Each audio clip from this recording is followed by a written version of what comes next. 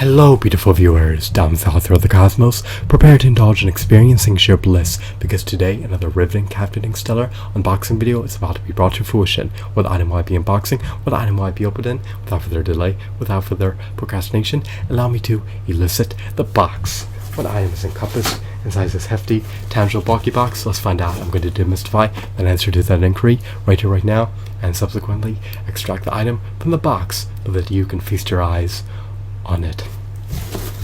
Here we go. The box has been partially ravaged earlier. It will now be more ravaged. Alright. I have prompted more packaging, more clutter. I rendered an aperture in the packaging. Now I can extract the item from the packaging.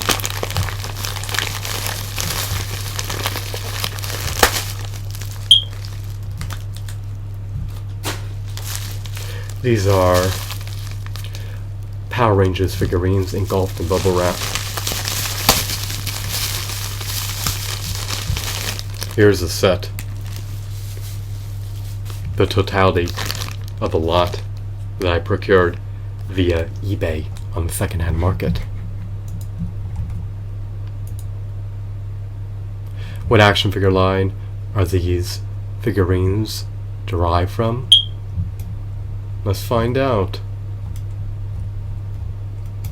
They're a part of the Power Rangers Zeo action figure line. That sounds awkward, uncanny, unusual, strange. So apparently they're part of the Power Rangers Zeo action figure line. How tall are they? They're roughly 5 inches tall. Unfortunately, off the get-go, I noticed that they lack articulation in their finger joints. They lack a diaphragm joint.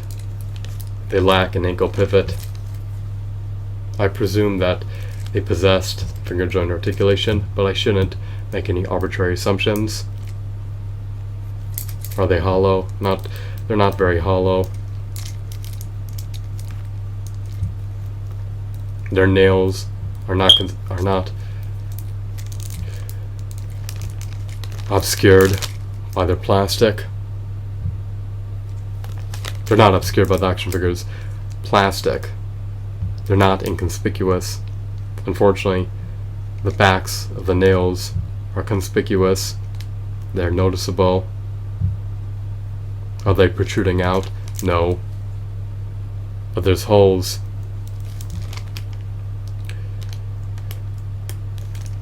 In the figurine's back and on his legs, which is just utterly disappointing. Am I dismayed? Yes, I am. So here's a Blue Ranger.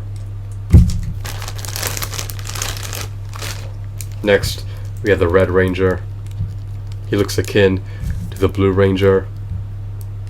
The only major difference is a dominant color scheme.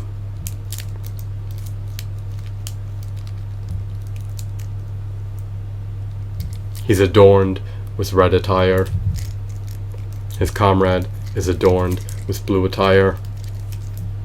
The nails are noticeable. Are they salient components of the figurine? They are, if they allow him to retain his integrity.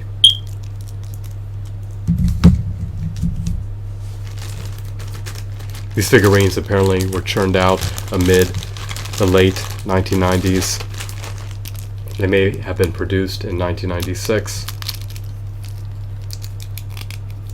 The Yellow Ranger is disappointing. She lacks an elbow joint.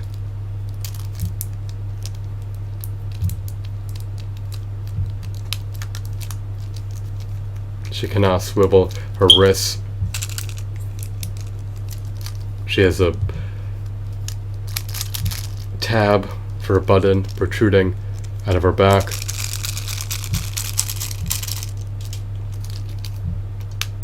She can ascend and descend her arms. She's pretty frantic right now. She wants more points of articulation. She also wants these nails removed from her body so that she can refine her outer appearance.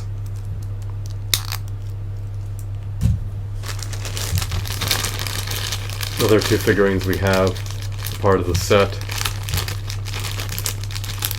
encompass the illustrious, renowned, stoic, heroic, valiant Green Ranger and the Pink Ranger.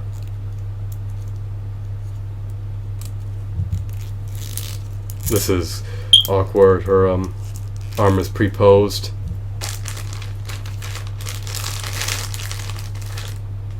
Had I seen the backs of these figurines, and had I known that her arm cannot be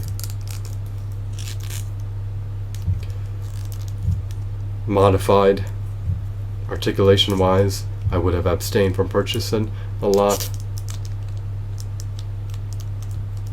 She's meant to wield a shield or a disc, with the caveat of being bundled with 3 accessories. They're missing the majority of their innate default weapons. These accessories have a silver or gray color scheme. They're disappointing. They're lackluster. These figurines, for the most part, are devoid of articulation. They have some articulation, albeit finite. Their accessories are just shoddy.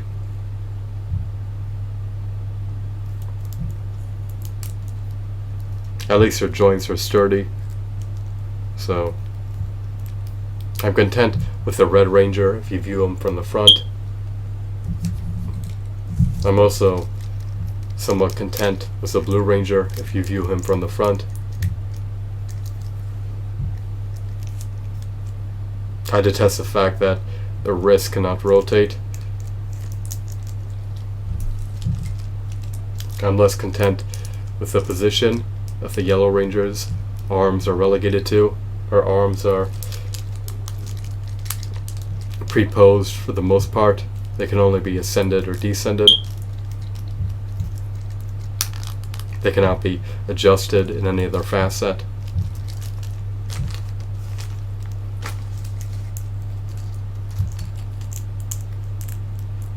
The Green Ranger and Red Ranger are probably the superior figurines within the lot, just because of the way their arms are positioned. These arms are bulging outward.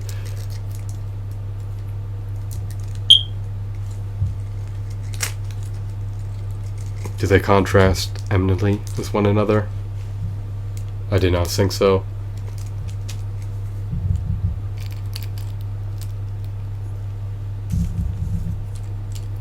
I presume that their arms could be adjusted. I would have preferred if his arms were placed down or hanging and not positioned outward.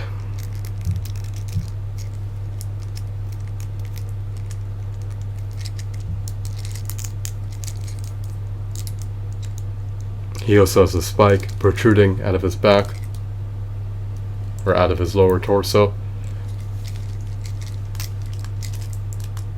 It just looks awkward, and it's just unprecedented how their arms are positioned outward.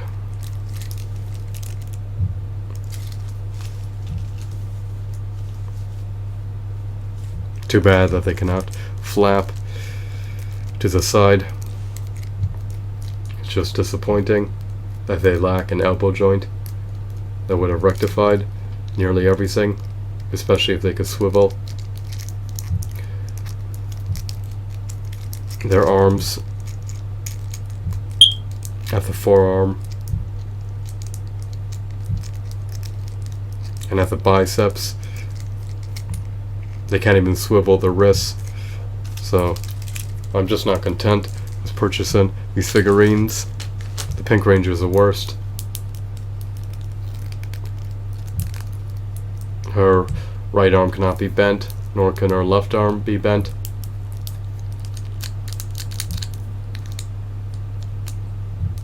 She also has a major hole in her fingers. So, are these figurines dreadful? Are they atrocious? Are they abysmal? Are they egregious? Of the totality, this lot was not worse. Nearly $30. Do I have any qualms about purchasing these figurines? Yes, in hindsight I would have never purchased them. In retrospect I would have neglected to purchase them. I would have abstained from purchasing them.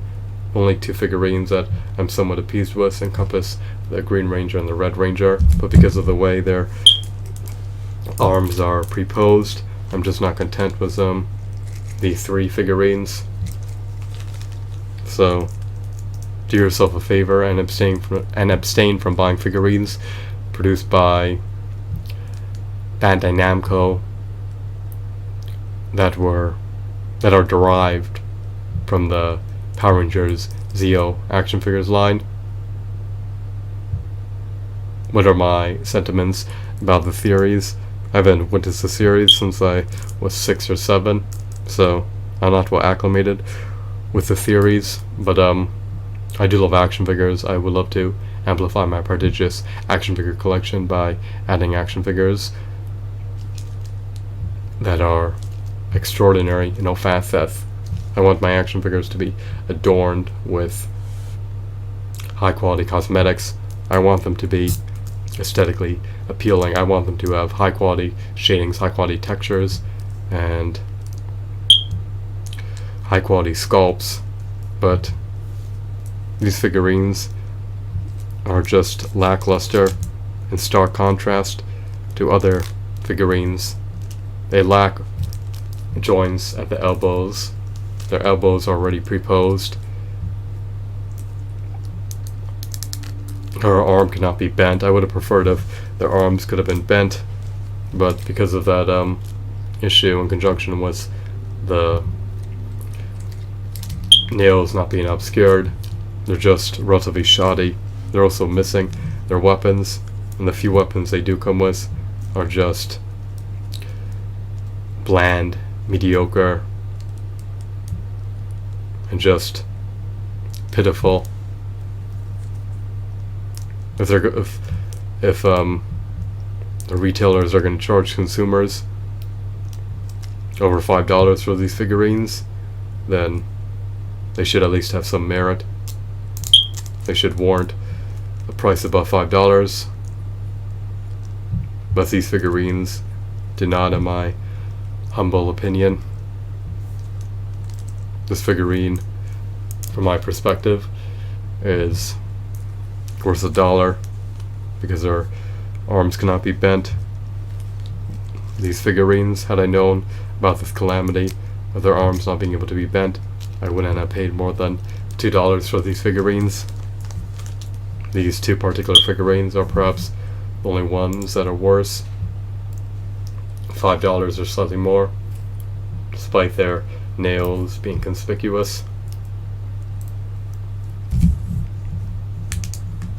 If their integrity is held together by nails, if their joints are bound together by nails, they should at least be covered up and hidden and not rendered transparent.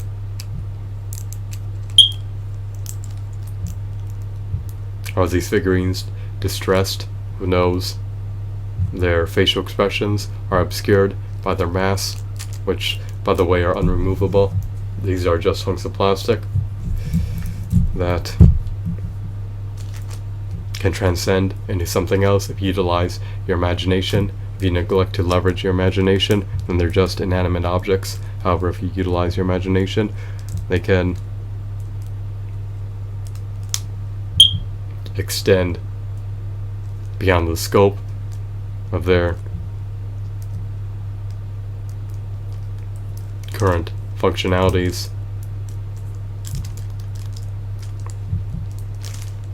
In other words, if you make stop motion videos of the Power Rangers versus the Juggernaut, or alternatively utilize your imagination to imagine them engaging in a bout against the Juggernaut, then they're simply more than action figures.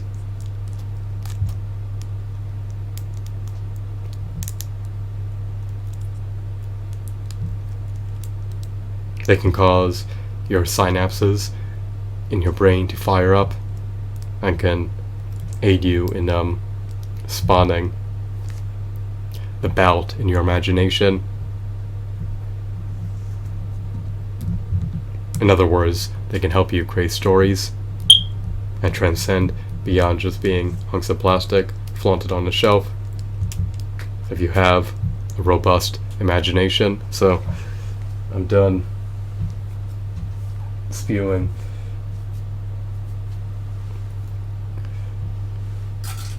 gripes about these figurines for my vocal folds. They're aesthetically appealing to view, so they're nice display pieces. Other than that, they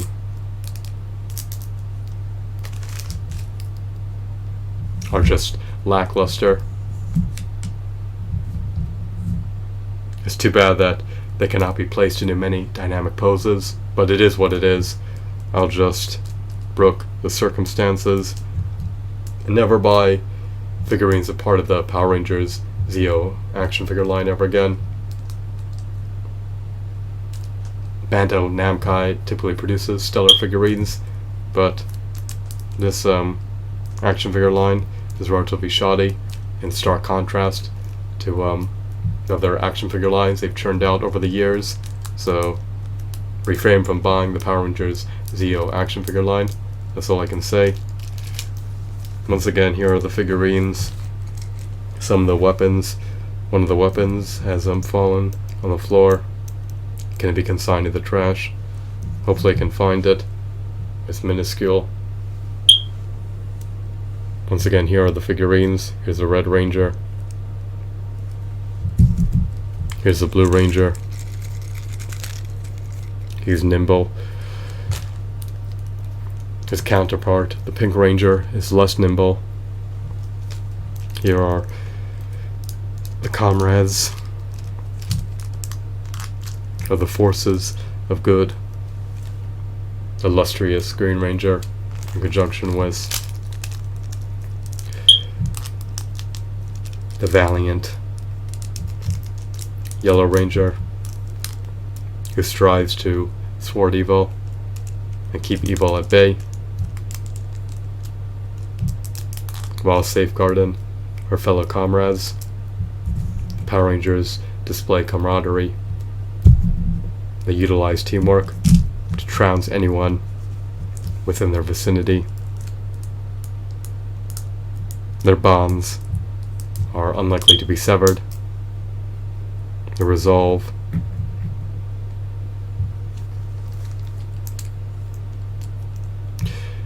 is unbreakable.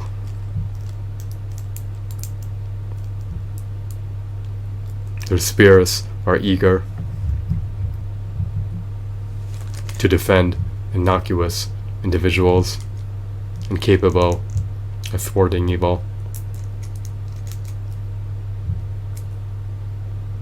They have some scuffs, they have some minor scratches.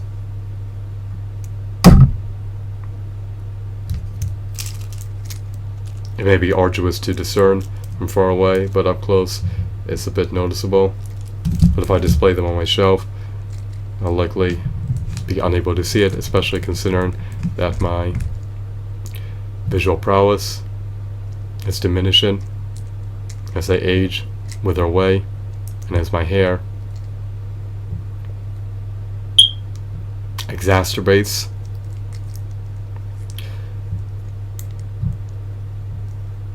by turning gray.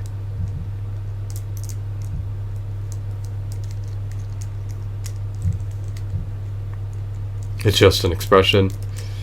Perhaps I'm exaggerating a bit.